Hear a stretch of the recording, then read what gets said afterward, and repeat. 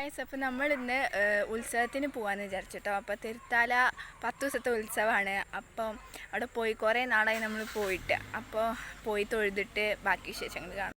വീട്ടിൽ നിന്ന് പുറപ്പെട്ടിട്ട് അമ്പലത്തേക്ക് പോകുന്ന വഴിയാണ് കേട്ടോ അപ്പോൾ കാണുന്നത്.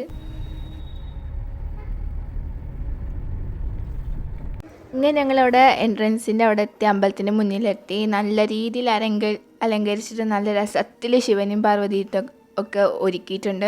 ഇത് 7ാമത്തെ ഉത്സവമാണ്, 7ാമത്തെ ദിവസമായിരുന്നു. ഞങ്ങൾ എത്തിയപ്പോഴേക്കും ദീപാരാധന തുടങ്ങിയിട്ടുണ്ടായിരുന്നു.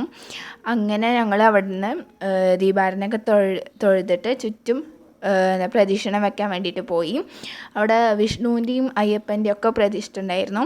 അങ്ങനെ ഞങ്ങൾ ചുറ്റും പ്രദക്ഷിണം വെച്ചിട്ട് പിന്നെ വിഷ്ണുവിൻ്റെ അവിടെയും അയ്യപ്പൻ്റെ അവിടെയൊക്കെ തൊഴാൻ വേണ്ടി പോയി.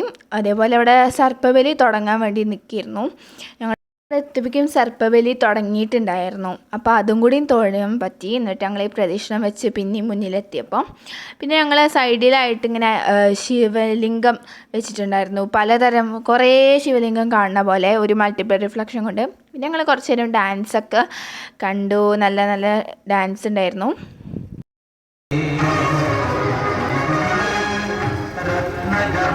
അപ്പോൾ ഇത്രയേ ഉള്ളൂ. അത് കഴിഞ്ഞിട്ട് ഞങ്ങൾ തിരിച്ചു വീട്ടിലേക്ക് പോയി.